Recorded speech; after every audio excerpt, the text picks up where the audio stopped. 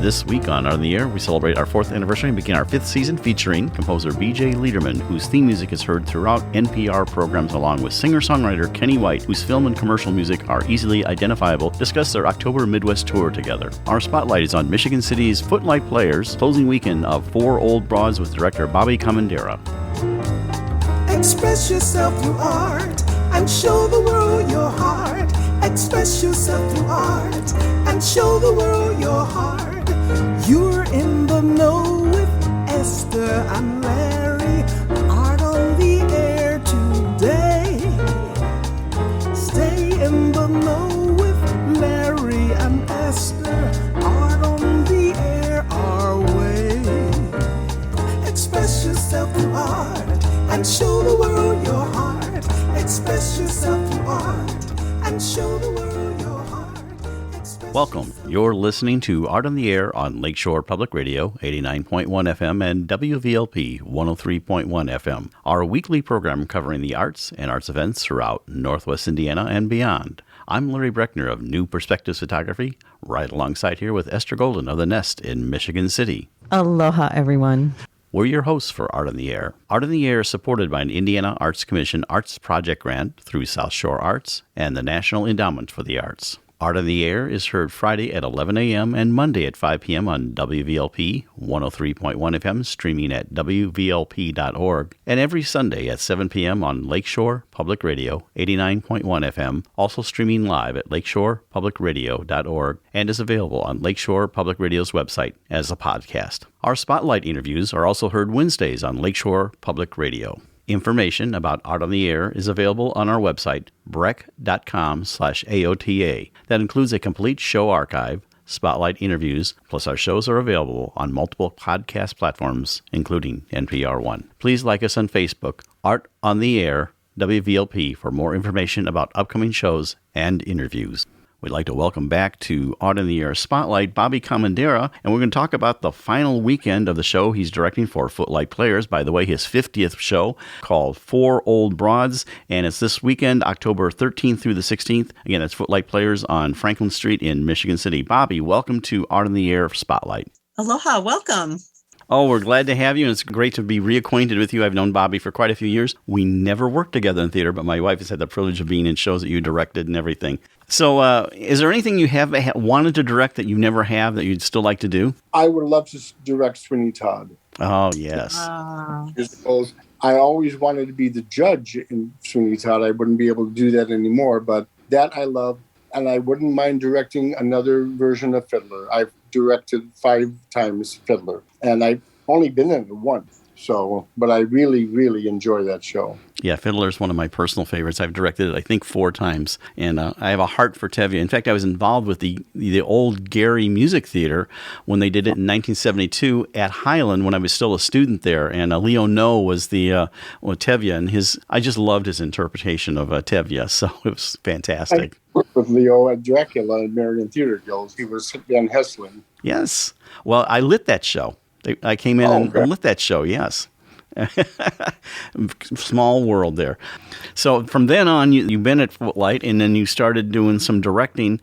And you also, I think, became president, didn't you, of the organization for a while? I was president for 18 years. I just stepped down 2 years ago.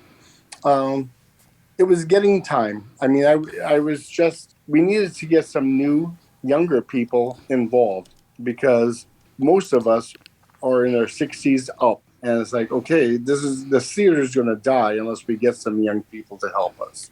So that was the biggest motivation to, step down and still support them and still be part of the group. Sure. But so you've been a good part of it for a good portion of its history in the latter part of the 20th century and into this century and everything. So what changes have you seen in Footlight over that whole period of time?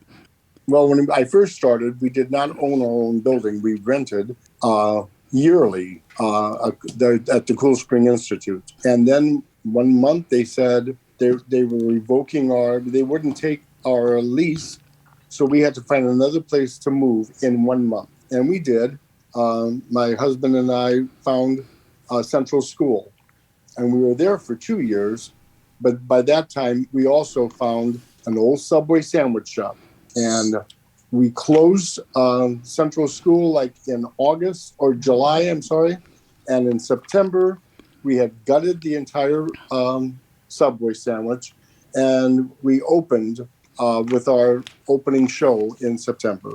And we did it all, and the building is completely paid for through all the fundraising that we did.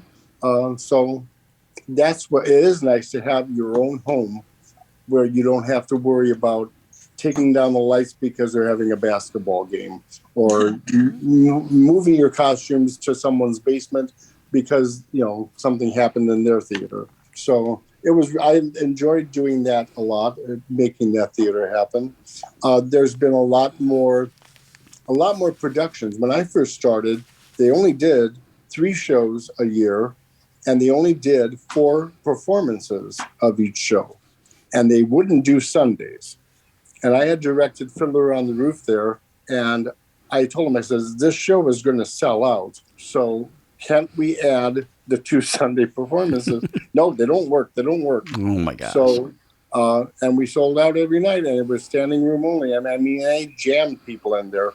And after that year, they changed it to add at least the Sunday nights. The amazing story for never walking back to into Footlight again. Exactly. And you still have the residual yellow awning there that you can always spot on Franklin Street. Right. So you have an upcoming production and you're involved with, and we want to talk about that and what you're directing, and tell us a little bit about it. So I'm directing a comedy called 4 Old Broads, and that's exactly what it's about. It's about 4 old broads that live in a retirement home, and they all want to go on a cruise.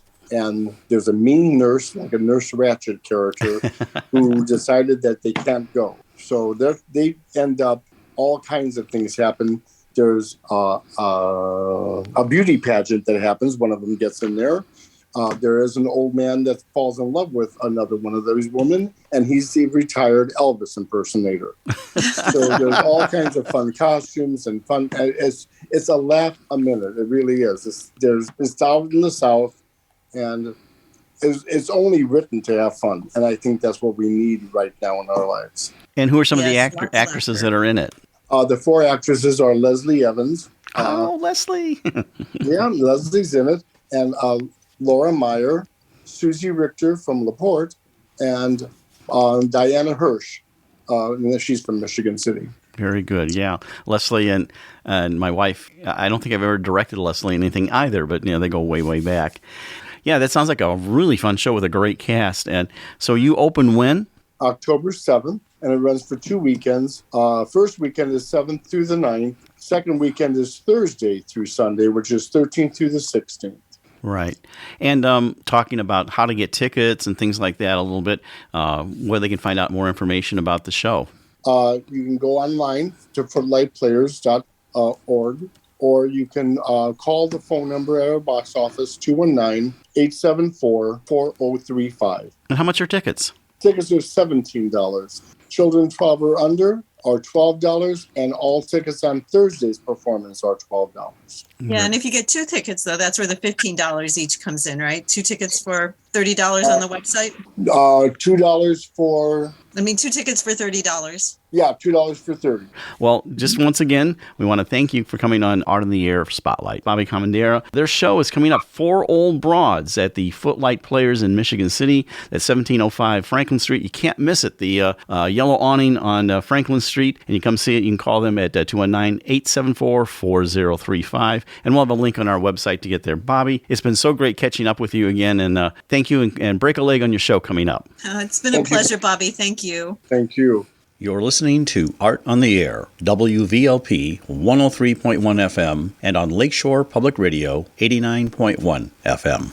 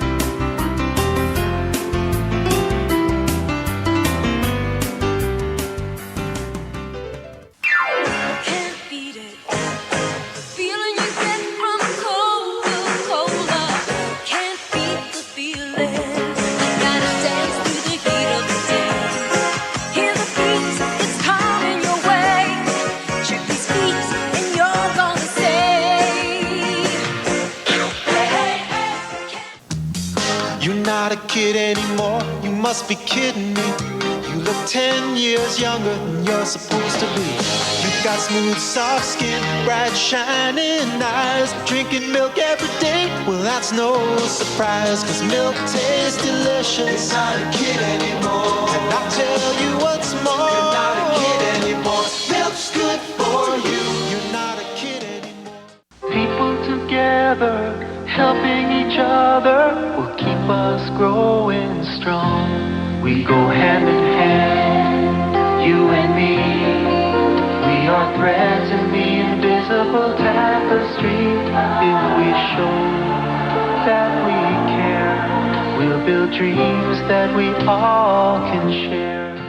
The unsinkable taste of Cheerios. Not a lot of sugar to weigh down those Cheerios. Look how they float, don't keep them down. So he can't, she can't, you can't sink the unsinkable taste of Cheerios. Not a lot of sugar to weigh down those Cheerios. We are delighted to welcome Kenny White and BJ Leiderman to Art on the Air.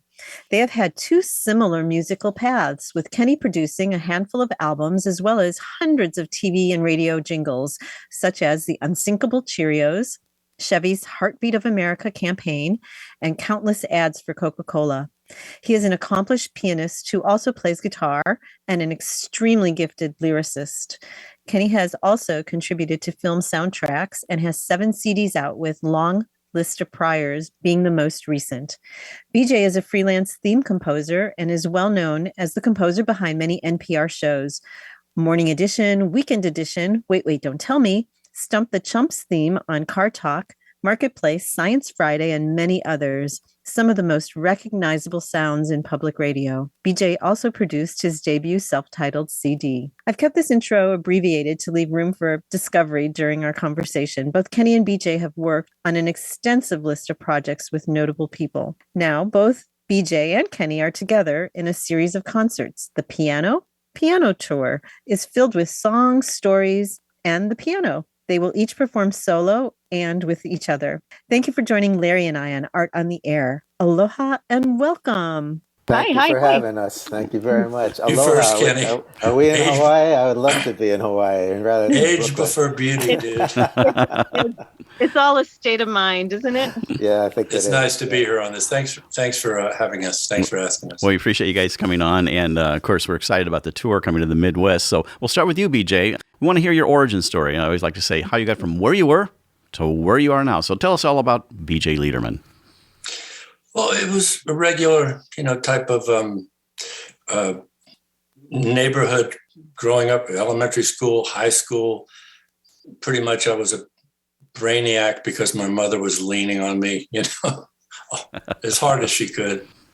And I was playing in ragtag bands then, just throw together things. My first band was called the Lively Sound Dimension because my best friend, David Lively, he had the drum set, and he and I would go to the same piano teacher. Basically, we had to walk there, which was a real pain. But the Beatles did it for us. We both, when they came on Ed Sullivan, we both grew our hair long and started talking like this, all the time. I mean, everywhere. And so we learned the Beatles songs, if you learn a number of Beatles songs, I like to say, even though I went to piano lessons, I still can't read music because I was too busy asking her to teach me the Beatles songs, which I learned by ear anyway. And when you concentrate on the Beatles catalog, you get a good understanding of harmony, melody, and whatever. So it was from there to, in high school, I was in the Princess Anne High School Marching Cavaliers, the marching band. Is that the time period of your band? Was it middle school or was it high school? It was high school. Well, wait a minute. 6th grade. This is David. School. Yeah, we played for the 6th grade, I don't know, fair or whatever it was. The parents were invited, and they stuck us in a classroom and arranged the chairs, in auditorium fashion. And we didn't have any amplifiers. So there was a piano there. David's drums were there. David and I would switch off on piano and drums. I think we had a bass player, but the coup d'etat of all this was we had to borrow Sammy Schwartz's father's 16 millimeter projector to use as a PA system. You know, it would come with a microphone. So imagine the projector is on. You had to turn the projector on. So we had it shining in a corner, and we had the microphone hanging from some sort of makeshift mic stand at the piano. And it was called Lively Sound Dimension. And David he had somebody paint LSD in Peter Max colors on the drum head, on the bass drum. Little did I know that never mind. You can all imagine the rest of that sentence. Anyway, I'm not going to jump forward too much, but I joined a band. Some of my friends in high school were in a beautiful band called SME2, SMEE, Roman numeral 2. They were playing, Kenny, you remember restaurants called the Jolly Ox or the Steak and Ale restaurants? Did you ever have that? We had. Yeah, okay. So they were playing the lounge in those things. I was underage at the time, but the lead singer of that band caught me banging on the piano, one of the pianos in the piano store at Pembroke Mall next door to the high school after school. I was playing Lady Madonna, and he sidled up next to me on the bench and said, "Hey man, you know anything else?" And I just banged out a bunch of stuff, some Jackson Browne and other stuff that I knew he sang because I'd seen the band play. Next thing I know, he had invited me to sit in with them at the Jolly Ox one night. And the piano is not on stage. The piano is off stage. So I just banged out a couple of Elvis tunes, you know, one for the money, two for the show.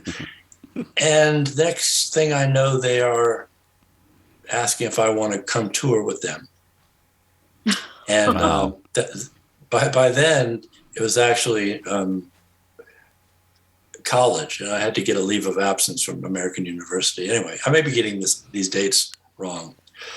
But my parents, although they were disappointed, the bass player, who was the leader, assured my mother that they would take very good care of me. By the way, I got thrown out of the Steak and Ale because when the manager found out I was 16 and I was drinking Skip and Go Nakeds. That was their signature drink. Their big tall glasses with grenadine with every single liqueur in it. And so I started touring. When I say touring, it was a cover band, but we would play Record Faithful medleys of stuff that no other bands were really touching at the time. Side 2 of Abbey Road, Tommy by The Who, Steely Dan medleys and Moody Blues stuff. It was a rockin' time. It was wonderful. So were you singing, BJ, then, or? I sang backup. You got all these beautiful looking guitar players. I mean, they were really handsome guys. And I think it's pretty true. The keyboard player, you got to run around in the light just to be seen when you're on stage with a band like that. Kenny, isn't that the case? Depends. Depends on the act and the system. Well, this lead singer was, Donnie Ziegelbein, may he rest in peace. He departed a few years ago. And it was a great experience for me.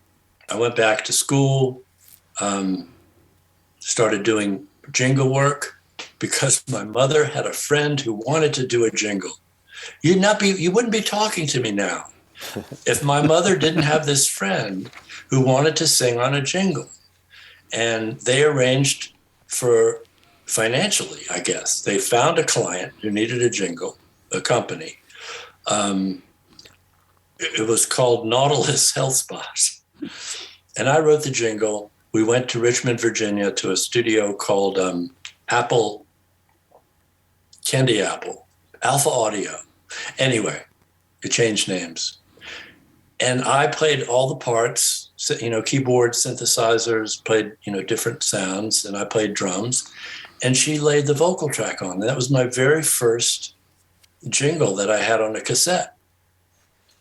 And I used that to go around to ad agencies in the Norfolk, Virginia Beach area and offer my services on spec. And the long and short of it was most times the demos that I would bring in there, they liked, so they would fund me to go back into a real studio and do the final product. So I was building up a jingle reel. And one day when I was at American University in DC, studying broadcast journalism, by the way.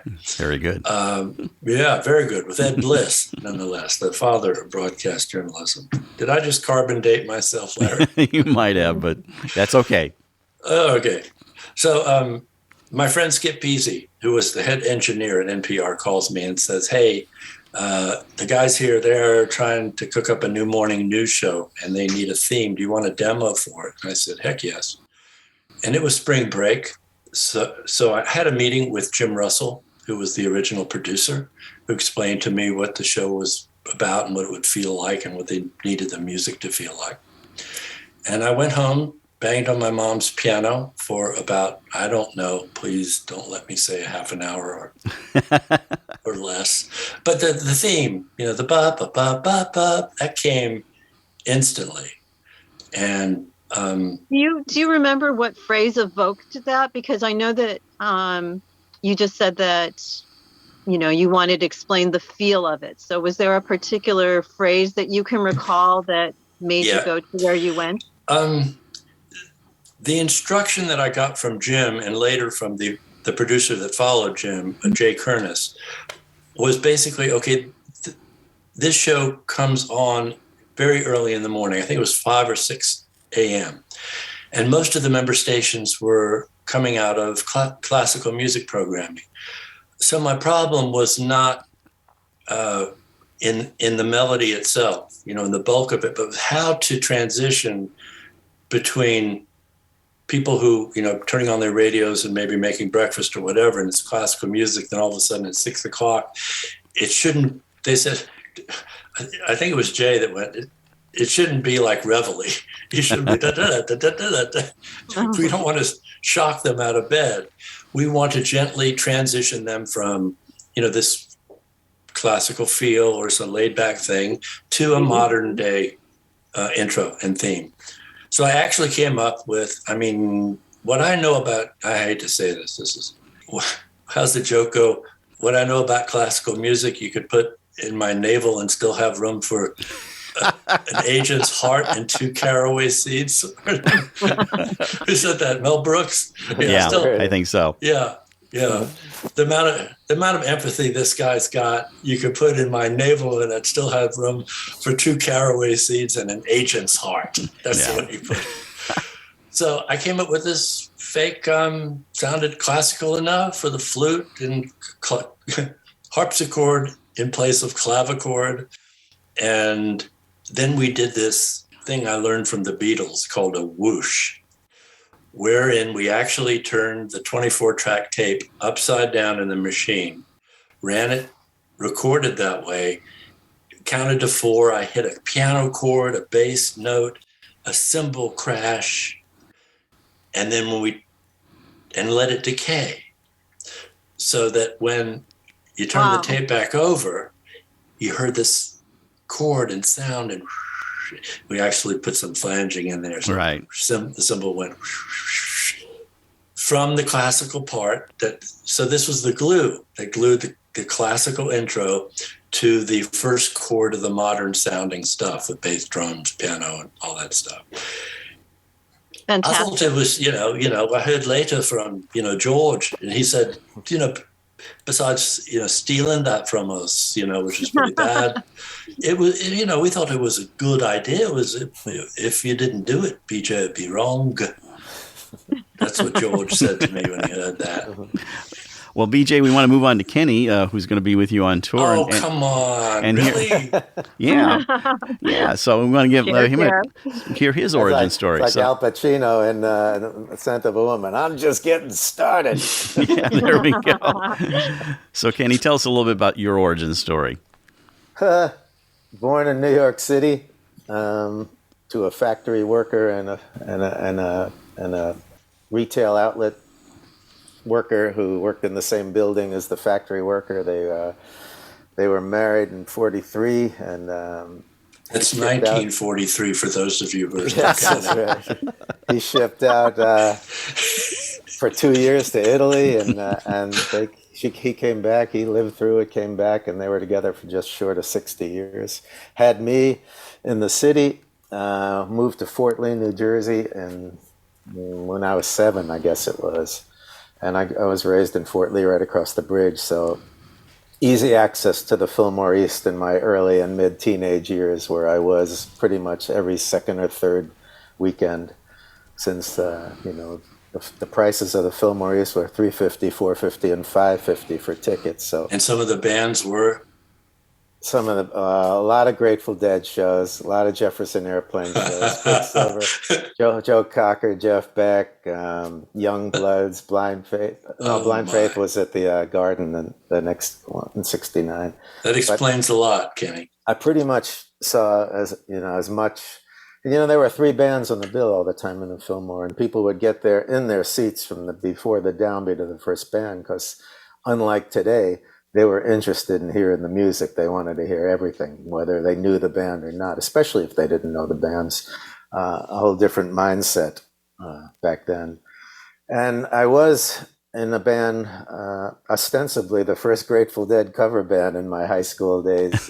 I was 14, and that was before anybody wanted to hear the Grateful Dead, much less a cover band. But we were a jam band way before anybody needed to hear that sort of thing. So Kenny, was the household musical? Did anybody play? My father's brother was a lifelong musician, self-taught piano player who had zero confidence. He would get called by some of the big bands. He got called by, I think, the Jimmy Dorsey band once, and he wouldn't go. He said, no, they got the wrong cat. I come from a long line of underachievers and people who were really talented but never had faith in themselves. I don't know how I broke out of that. You fixed that. But good. It took a little arm twisting of my own, because when I was doing advertising, which I've just jumped a few years ahead, but they would say, all right, that's great, put 5 horns on it tomorrow, gulp. We're going to put 15 strings on it tomorrow, gulp, because I was never trained for any of that. And I would then sit down at the piano for the rest of the night, and I figured if it sounded good on piano, I had my book to see where the instruments, what the ranges were, and I would just start writing, and somehow I was propelled to say yes to everything, where up to that point it was much easier for me to say no to everything. And for those of you who don't know this, Kenny and I are going out on tour together as BJ Leiderman and Kenny White, piano tour, but we met in earnest just recently, so we're still getting to know each other. Yeah. So I have a question for you, Kenny. How did you do that first jingle? How did you get into that situation? I wasn't looking to do it, BJ. I had a friend, Robin Bateau, who actually wrote The Heartbeat of America. I've got to stop you here and tell the people that Kenny and I were in New York at the same time doing jingles in the same basic time frame. We didn't know each other then, but we know we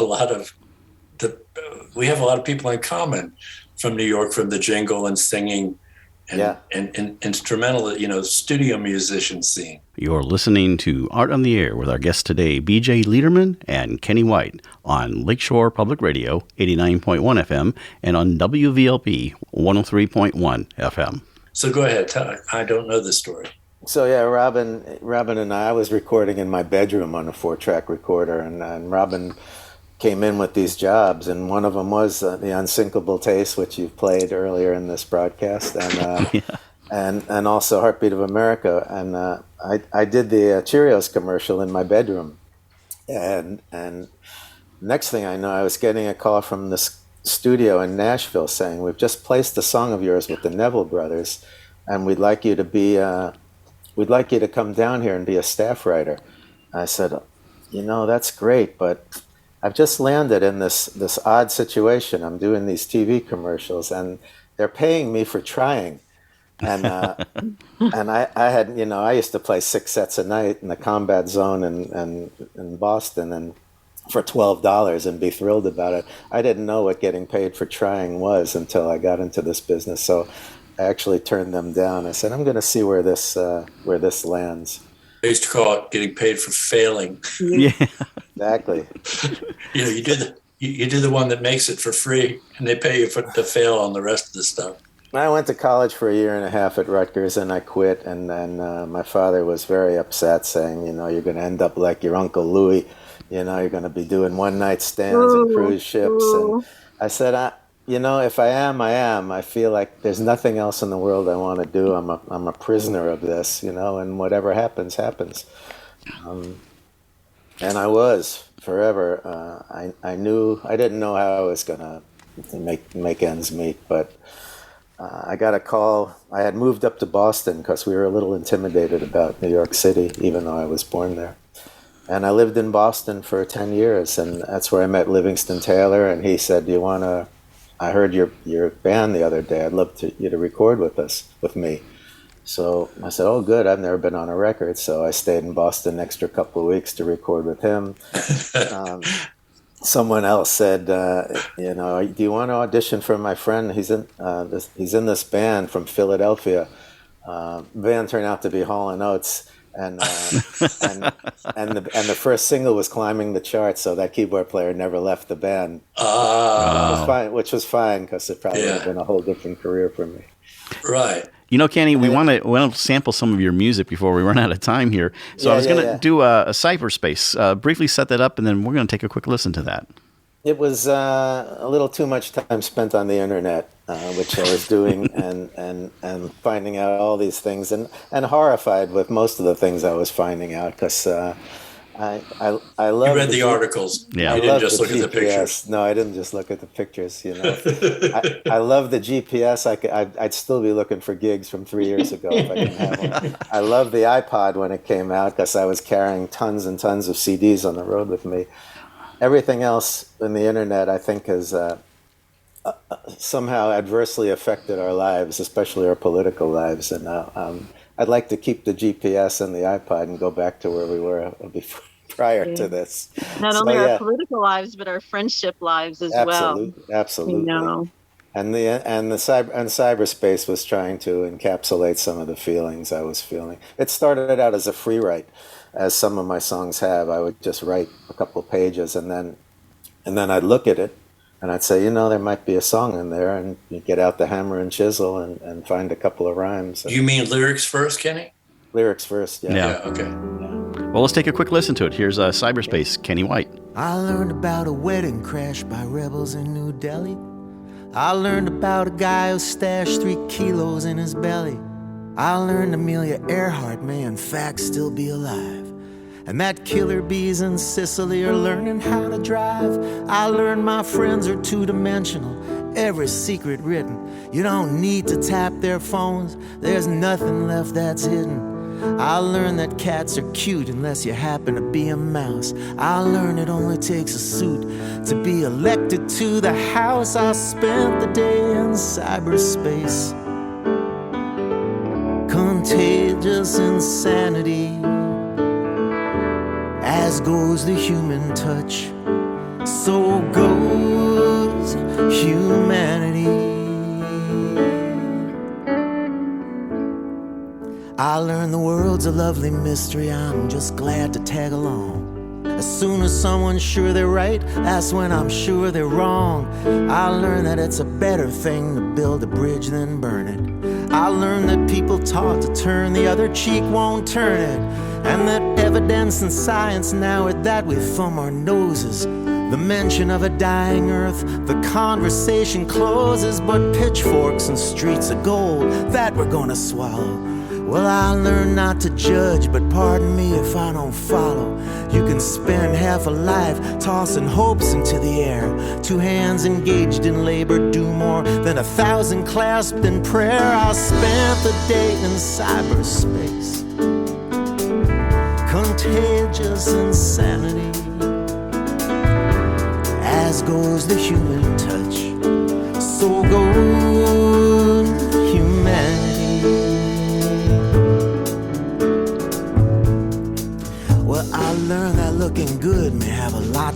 lighting. I learned about a war or two we had no business fighting. I learned the highest judges in the land can still be bought. I learned if you play footsie with the next stall, you'll be caught. And that you can repent once, but the second time you're toast. I learned the ones most guilty are the ones that yell the most.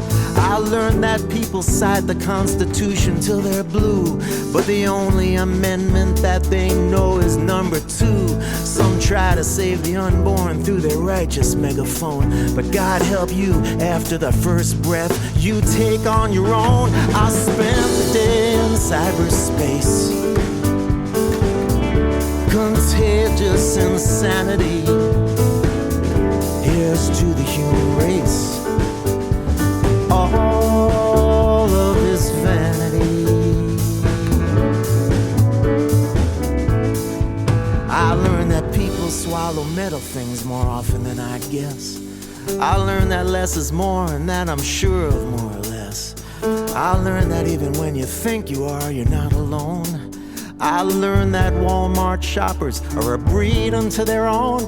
I learned that music I detest has other people smitten. The only time I have agreed was worst lyric ever written.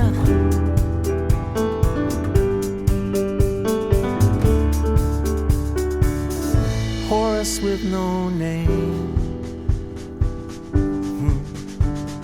plants and birds and rocks and things.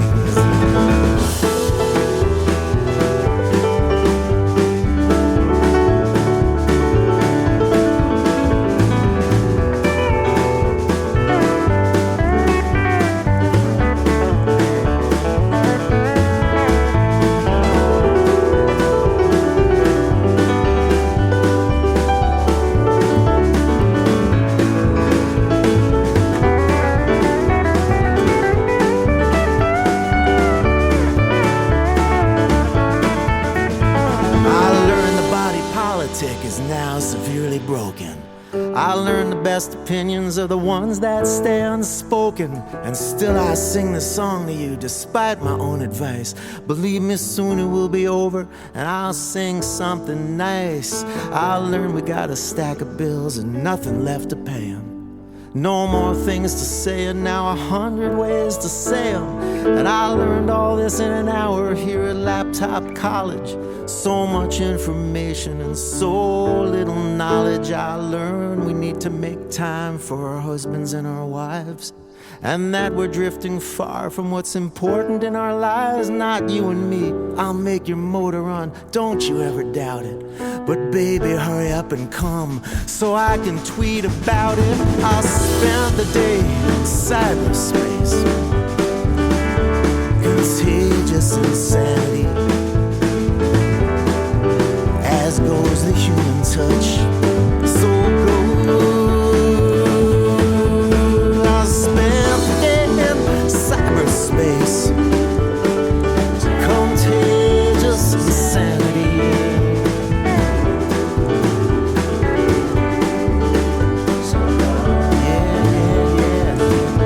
I spent the day in cyberspace, contagious insanity. As goes the human touch, so goes humanity. Hey, that was Cyberspace from Kenny White. So you get a little sample of what's beyond the jingle in his life there. It's a little distressing.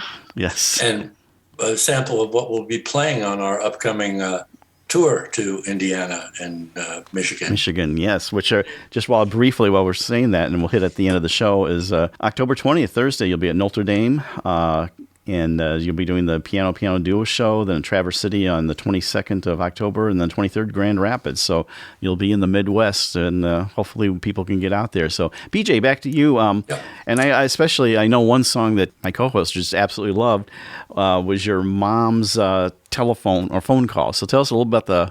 It's like sweet, bittersweet, and just fun too. It's the perfect Jewish mother type thing to add to an album. It's like a spice. The backup band on that album I need to mention is the Randall Bramlett Band out of Georgia, Athens, near Athens, Georgia. And Bella Fleck is on a few of the pieces. But this particular piece actually was suggested by the producer, mixer man, Eric Seraphin, here in Asheville, where we recorded this at Echo Mountain Studios in beautiful downtown Asheville. When my mom passed, I had a lot of her phone messages to me. It wasn't a voice machine type of thing. It was the Verizon voicemail. And for no reason, I didn't think I would be using this for anything. I just wanted to save it before Verizon, nuked all of her messages, because some of them were just a riot. I dumped them to, digital tape, if you will. I imported them into my computer. And when I played some of this for Eric, he said, "Man, you got a song here." So we got in the studio with the Randall Bramlett guys, and we just did a groove. You'll hear this little jazzy groove. And Eric just picked among the many, many voice messages of hers. She always ended it with, "This is your mother, BJ." And I can do her, "BJ, how come my clock on my VCR is always flashing 12 o'clock? Could you come over here and fix it?" Mostly they were just wanting to get me over to the house. Finally, I said to her, "Mom, Congress just passed a law. It's now 12 o'clock all the time. So the clock is right. I'm not coming over." But this piece is called Mom's Phone Messages. Hope you enjoy it. Well, let's take a quick listen to it.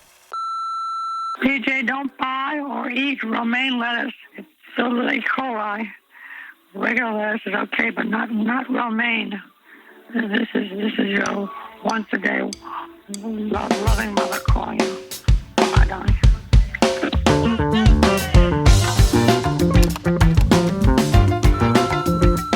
BJ, call me as soon as possible. It's very important.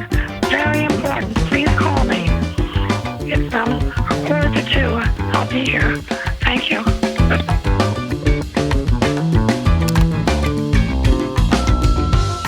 BJ, have you talked to our exterminating company about setting off a bomb in your house? The company called National Exterminating. They take care of fleas and things like that. You probably have to leave the house for several hours. But to get rid of lice is a serious thing. I think you should do the ultimate. That's my advice. I haven't talked to you in a while. I'm hoping you're okay. Please call me when you get a chance. Thank you. It's just me calling to see how you feel today. I hope you're better. Take care, dear. Bye-bye. I gather you're still laying low. And if that's the case, I'm calling to let you know that tomorrow I'm going out for brunch with Mary Ann and Dorina. So don't worry about Mother's Day. I hope that you're okay and that you're taking care of your situation. And that you'll get in touch with me when you can. Bye, dear.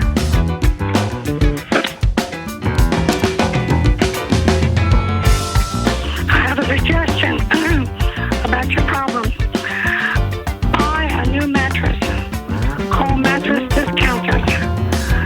They're right here near me. Buy a new mattress. And take all of your sheets to the laundry and your clothes at a separate time. And do them in an outside laundry where the water is really hot. Trying to help you, dear. Just trying to help you. Bye-bye.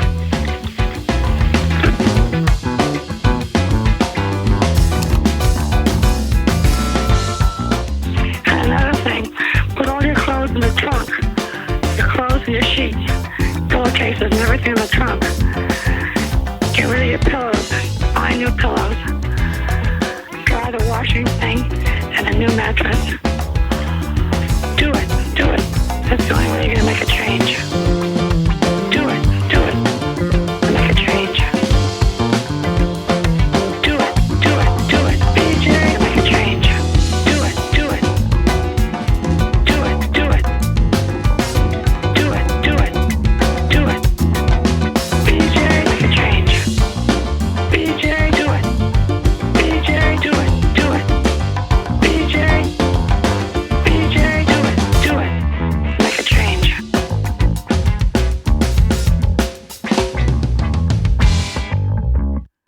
that was BJ Leiderman's Mom's Phone Messages. You're listening to Art on the Air with our guests today, BJ Leiderman and Kenny White, on Lakeshore Public Radio, 89.1 FM, and on WVLP, 103.1 FM.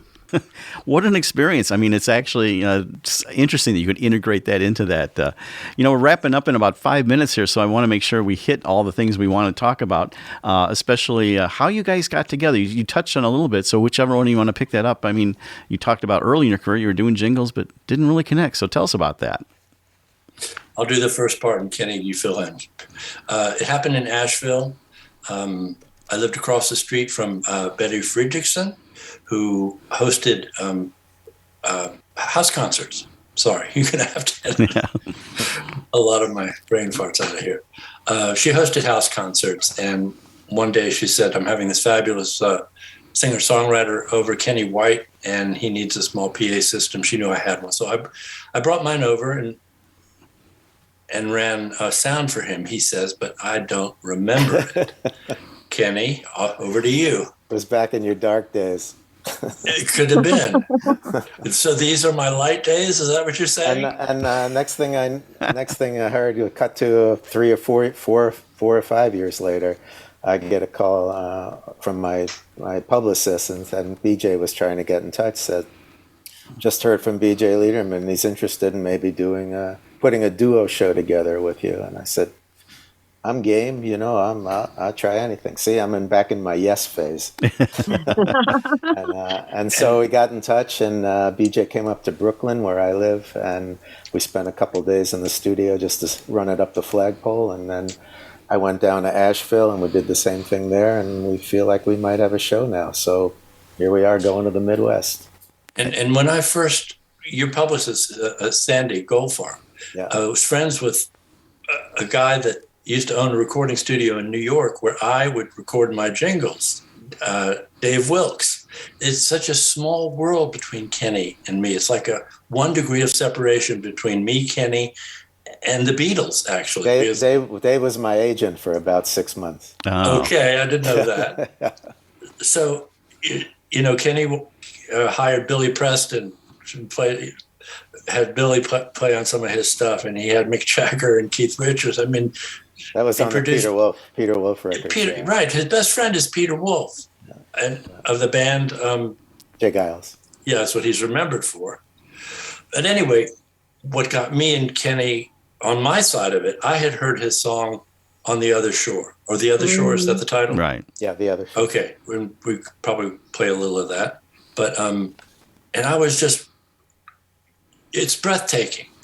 And so I did my homework. I went on to Apple Music and to YouTube and saw a lot more of his videos. I saw David Crosby singing harmony in the studio with him, and I went, holy moly. Yeah, and so I said, this guy's the real deal. I'd be stupid not to take whosever idea this was. So we're rolling it out, and Yeah, I'm looking forward to it. It's a new concept for Notre me. Dame Absolutely. and City Opera House and Listening Room in Grand Rapids the third week of October. We can't wait to get this on the road. I would have assumed that you were friends forever. We have a lot of mutuals, but no, we had not known each other at all through those years. The other thing that's happened is that we seem, not only to get along, but I think I found a long lost brother in Kenny. We're just on the same wavelength. We bounce hysterical comedy off of each other, some of it wildly inappropriate, and we both love it. So I'm going, oh, this is great. So it's going to be part of the tour. Is that going to be part of the tour? Yeah, we're making this up as we go along. This is not going to be your normal concert. We're going to be feeling each other out. And so the two pianos, let me disabuse the audience of any idea they might have that this is like a dueling piano bar type of thing. There's be a grand piano on the stage, and usually on the other side of the stage would be an electric piano, so I can play different electronic piano sounds and maybe even add bass guitar on the left hand. So there's going to be more oomph there. And the fact that we're playing each of our originals, both of us will be on the stage accompanying each other on each other's originals. At times, one of us will leave the stage, leaving the other one there to do originals, or in my case, I like to do covers. So I'll be doing some Beatles and Cat Stevens, and we've got a real rockin' version of Get Together by the Youngbloods that we're going to wrap up with. So you never know what you're going to get. It's going to be different every time, but fun. And unfortunately, we're just about out of time, so I want both of you to tell us how people can find you online. So, Kenny, tell us how people can locate you and contact you. KennyWhite.net, KennyWhite.net. See, isn't that easy to spell? That's very easy. And me, it's BJ Leiderman.com, and that's Leiderman. Okay. Well, anyway, we're going to see them in South Bend on Thursday, the 20th of October. So if you can get tickets, it's at the Performing Arts Center there. And then in Saturday, the 22nd October, Traverse City, the Opera House there. And Sunday, the 23rd, in Grand Rapids, the Listening Room. Gentlemen, it has been a real privilege and honor to have you on Art on the Air. We look so forward to your concerts. And maybe you'll have a future collaboration where you do additional tours. So thank you so much for coming on Art on the Air. Thanks. Did he just call us gentlemen? I sure did.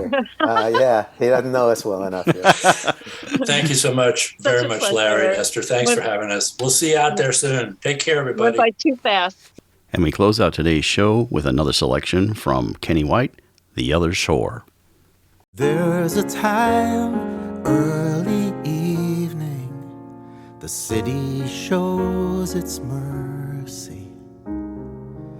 Lines are cast through the river glass as the sun sinks into Jersey. And on my left, the lady glints, the copper torch of liberty. On my right, the faded prints of where you stood so near to me.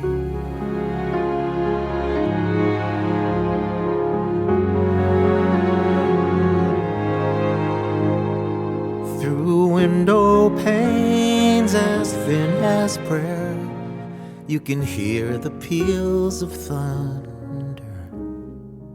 And I've spent hours sitting there, confusing love with hunger.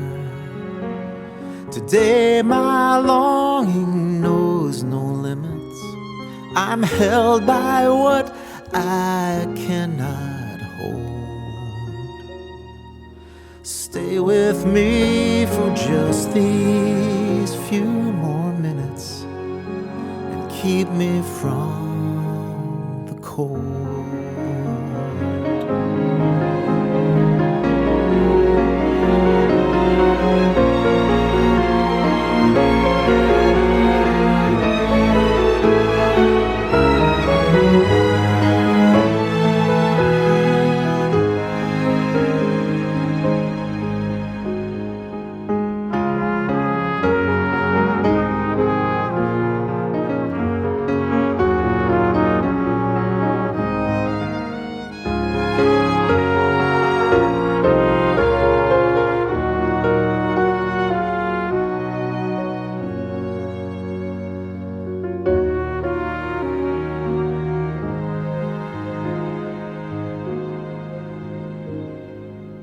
Soon the car will come and take you, and I will have to let go.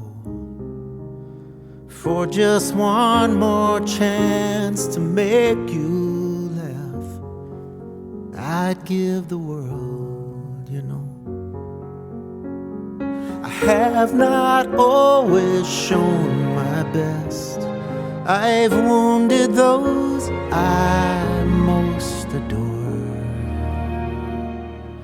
But all is well, safely rest. I will meet you on the other shore.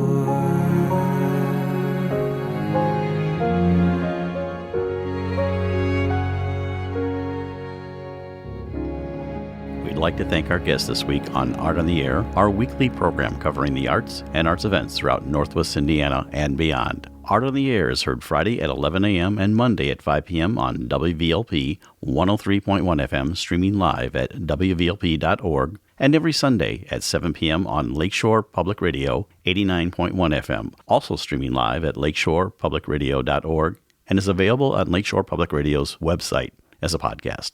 Our Spotlight interviews are also heard every Wednesday on Lakeshore Public Radio. Thanks to Tom Maloney, Vice President of Radio Operations for Lakeshore Public Radio, and Greg Kovach, WVLP's station manager. Our theme music is by Billy Foster with a vocal by Renee Foster. Art in the Air is supported by an Indiana Arts Commission Arts Project Grant through South Shore Arts and the National Endowment for the Arts. We would like to thank our current supporters and underwriters, which include Regional Art Patron Mary Levan and Walt Bredinger of Paragon Investments. So we may continue to bring you Art on the Air. We rely on you, our listeners and underwriters, for ongoing financial support. If you're looking to support Art on the Air, we have information on our website at breck.com/AOTA, where you can find out how to become a supporter or underwriter of our program in whatever amount you are able. And like I say every week, don't give till it hurts. Give till it feels good. You'll feel so good about supporting Art on the Air. If you're interested in being a guest or sending us information about your arts-related event or exhibit, please email us at aota@breck.com. That's aota@breck.com,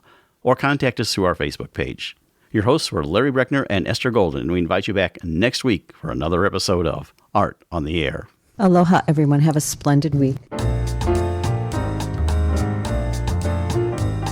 Express yourself through art and show the world your heart. Express yourself through art and show the world your heart.